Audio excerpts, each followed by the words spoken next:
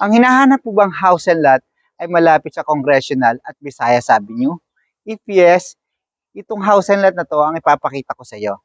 Ang lot area nito is 103 square meter, floor area is 200, 4 bedrooms, 3 toilet and bathroom, and 2 car carport.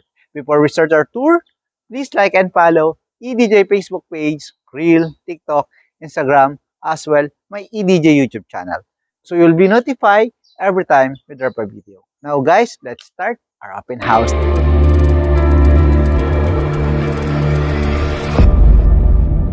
From the street level of this property, as you can see guys, ito yung ating huge steel gate heading to your 2-car carport at 2-story house and lot ito.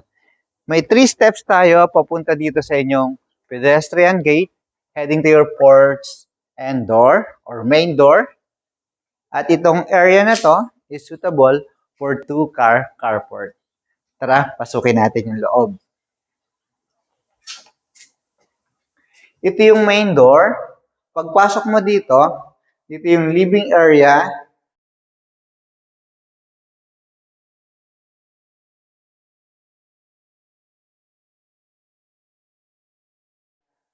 Ito yung staircase going up to 2nd floor.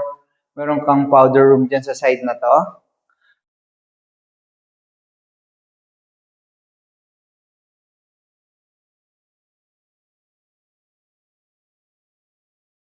At dito yung magiging dining area mo. Meron kang service area dito sa side na to. Everyday kitchen and laundry.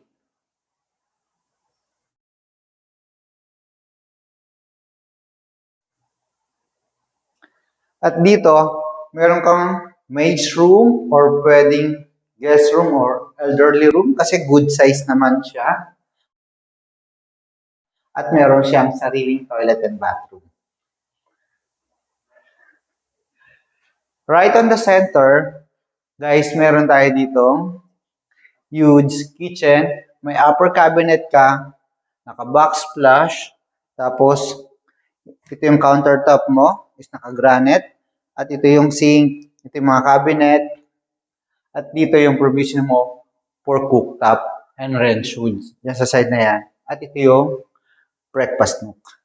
Yan. Tapos na tayo, nakita na natin yung exterior and interior ng house and lot dito sa ground floor. By the way guys, bago tayo pumunta sa 2nd floor, itong house and lot po is renovated house and lot dito sa Quezon City. And next natin, yung 2nd floor. Yung steps mo is solid wood, yung riser is solid wood, yung handle is solid wood. May modern light above ka. And welcome po dito sa 2nd floor. Dito meron tayong 3 bedrooms. Ito yung master bedroom with own toilet and bathroom at common toilet and bathroom para dito sa first and bedroom sa 2nd floor. Next natin, ito ang unahin natin dito. Ito yung space mo, mahaba naman siya. Provision mo for window type of aircon. Ito yung sliding window with grills. Ikot ka sa side na yan. Tapos ito yung cabinet, floor to ceiling high. And next natin, itong bedroom 2.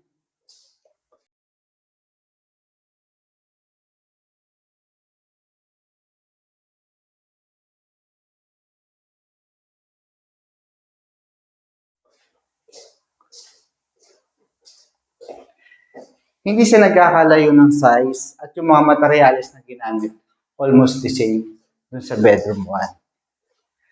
Mapapansin mo, wala siyang toilet and bathroom, meron ka ditong common.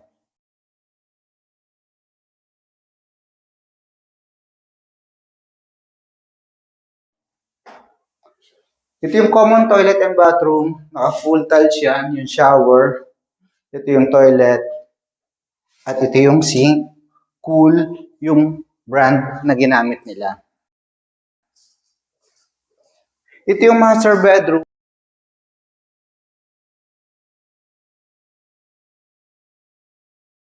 Itong side na to, spacing street ng house and lot, at ganito sa kalapad at kalawak, ito yung mga outlet mo, dito yung bed, at dito sa side na to, dito naman yung wiring. At meron ka dito LED light both side at meron kang modern light. At next natin, siyempre, may walk-in closet tayo dito.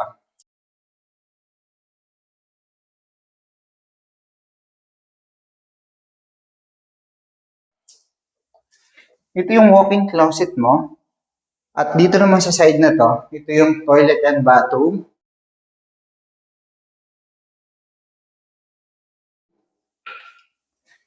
Yan, ganito siya kahaba at kalapad. Yung toilet and bathroom dito sa master bedroom. Nakita na natin yung exterior, interior dito sa ground floor at sa second floor.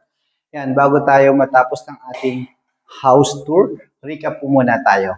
Ang lot area po nito is 103 square meter. Ang floor area mula sa baba hanggang sa taas, more or less nasa 200. 4 bedrooms, 3 toilet and bath, and 2 carport. Sana po nagustuhan itong bagong feature na property dito sa Quezon City. Thank you and God bless.